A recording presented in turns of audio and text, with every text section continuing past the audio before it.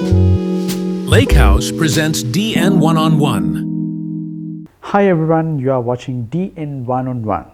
Today in DN One on One, we have a special guest who is a young author. So let me welcome Vipulesh Thiyagarajah. Vipulesh, welcome to the show. Hello, nice to be here. So in DN One on One, we usually invite some guests with special talents, actors and actresses, and some of the cricketers.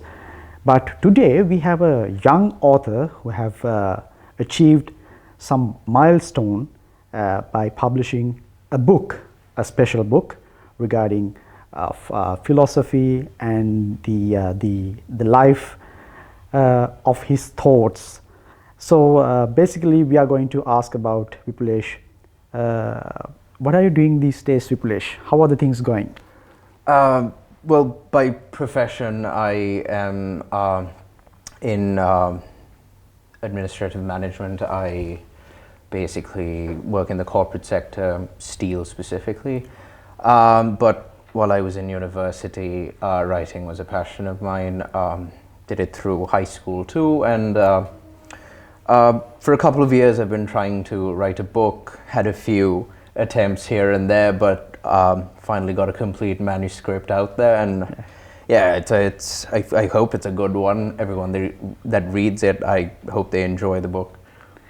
Yeah, right. So you told that you had the idea of writing a book, but how was the school days? Were you reading a bookworm or something like that? You was interested in reading books and writing some things, and sometimes you may apply for the competitions. Have you tried that? Actually, during high school, I was pretty bad at literature. I barely read. I never necessarily enjoyed fiction. Right. And it wasn't until college when I started reading non-fiction, specifically philosophy, right, which was significantly later, that I started to enjoy reading. And it was mostly through reading and podcasts, believe it or not, that I sort of had this whole idea of writing about existentialism, which is one of the core themes of the book.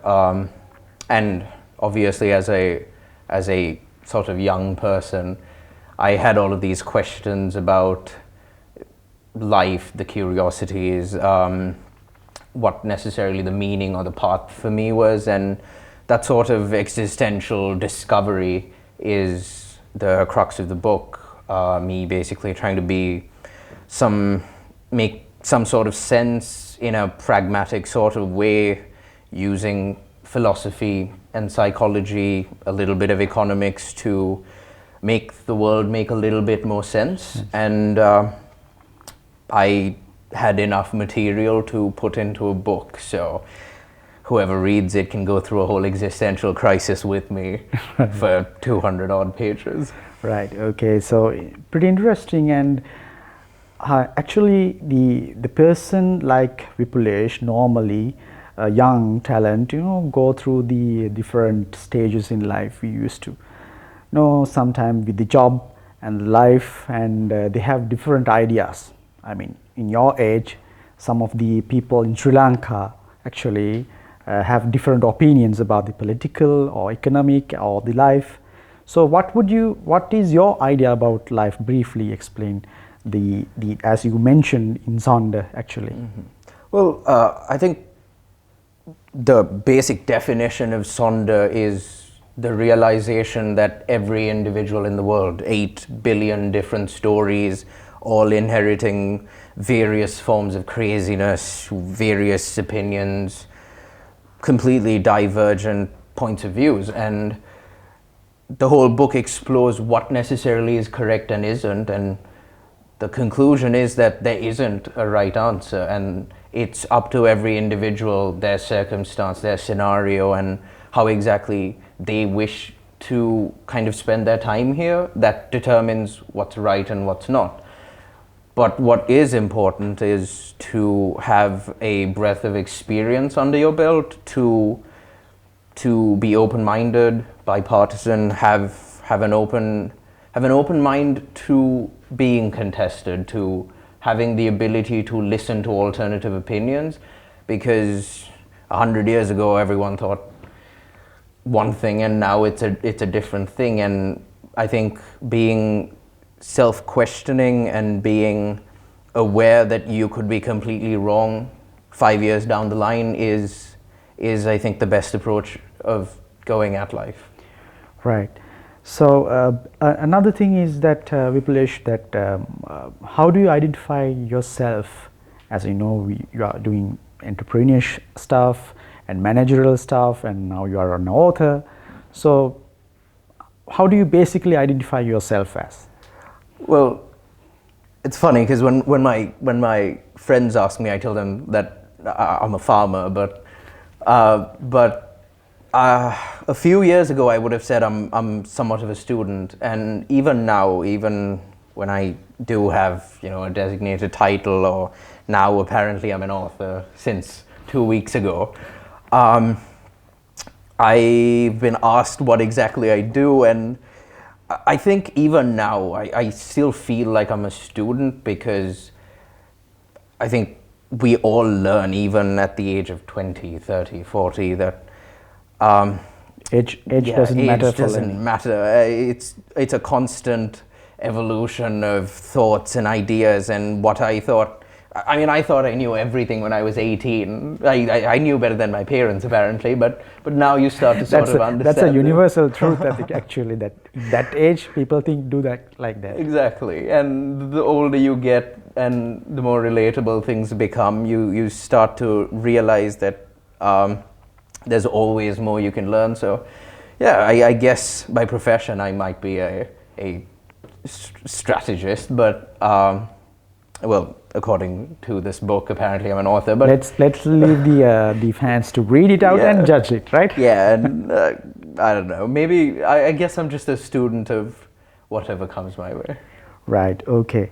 So speaking about the Sonder, how did it become a reality? Actually, as an author, you have different opinions, lots of things going around your world, and you have to conclude that into a book.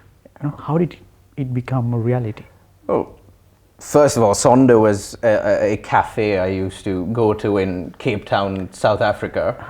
And well, the definition of the word is pretty much being aware that everyone has their own story. And right.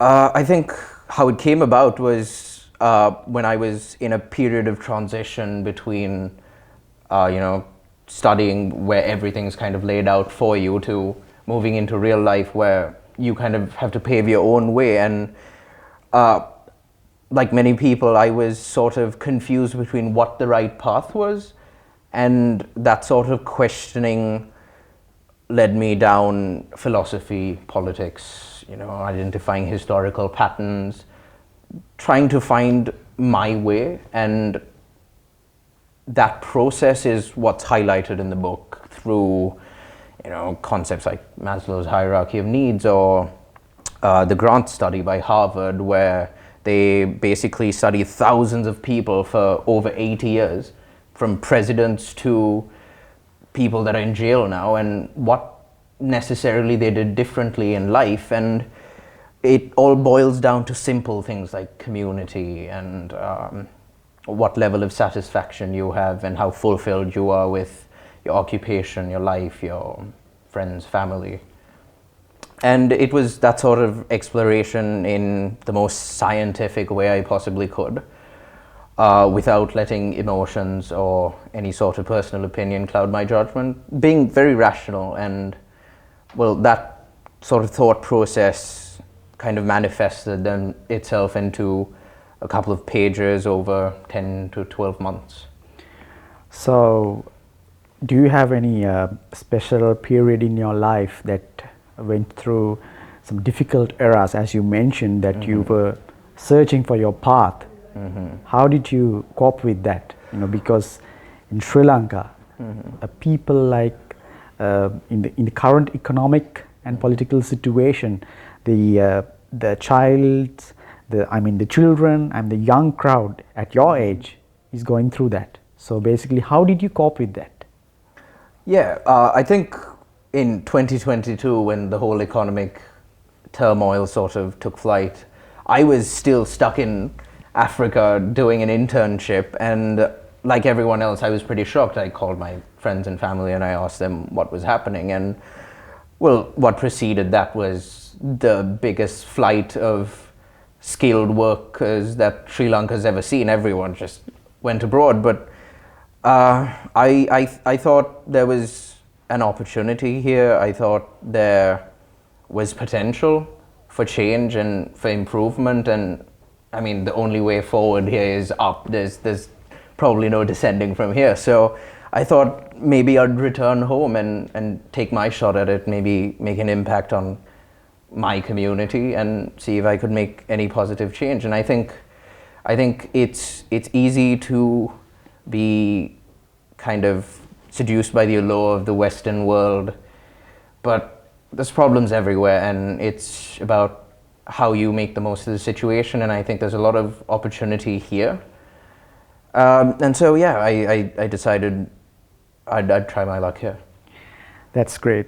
So you said that you were studying at UCLA, right? So how was the experience since you were born in here, Sri Lanka, so you went to study your higher studies in UCLA. How was the studies and what did you do in there, and was the experience? Right. So at UCLA I studied political science and entrepreneurship, and the experience was wildly different because I tell people this all the time, that I made it a point to go to an institution where I don't necessarily have relatives or any friends from back home over there, because it was an opportunity for me to challenge myself, to go at things alone with no help, no sort of guidance.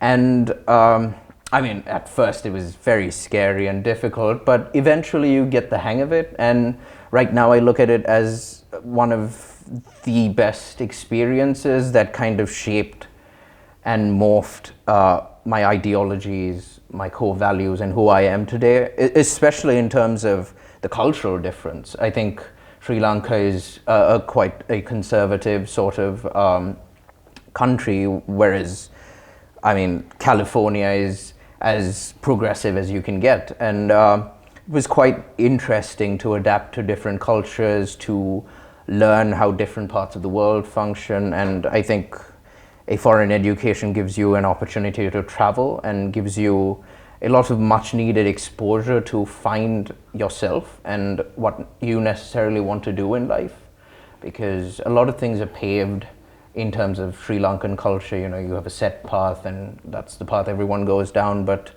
there you have the opportunity to, I don't know, become your own startup founder or go become a fisherman, and there's not necessarily much societal judgment, but rather a community that just wants to see what you do with your life.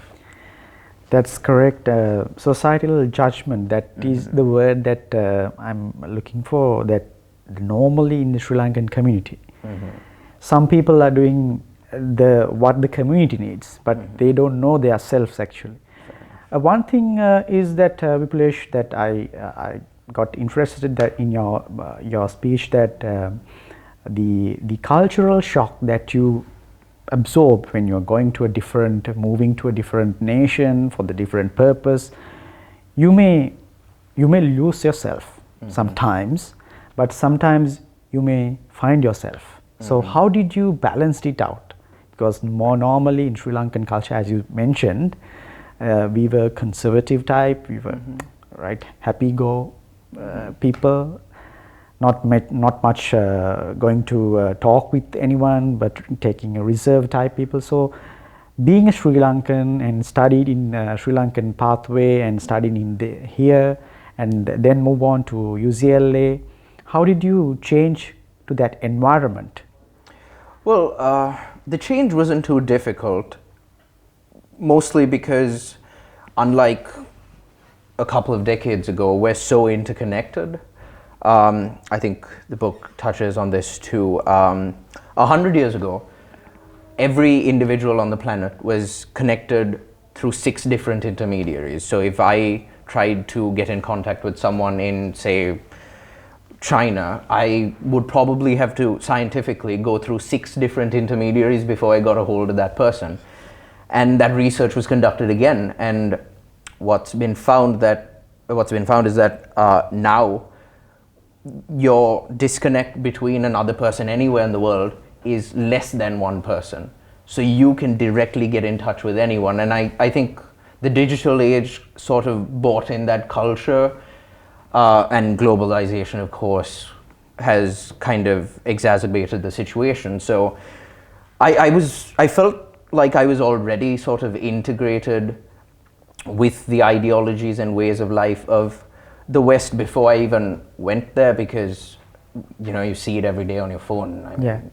I think TikTok now is one of the most consumed apps, and you can go through 6 different stories in 1 minute. And I think that sort of exposure to information, as great as it was for me in terms of integrating myself into the Western culture, is also something to be aware of, because as adults we have the ability to kind of be critical of what we consume, but as impressionable adolescents and children consume the same content, then we have this sort of culture of uncontrolled sort of exposure.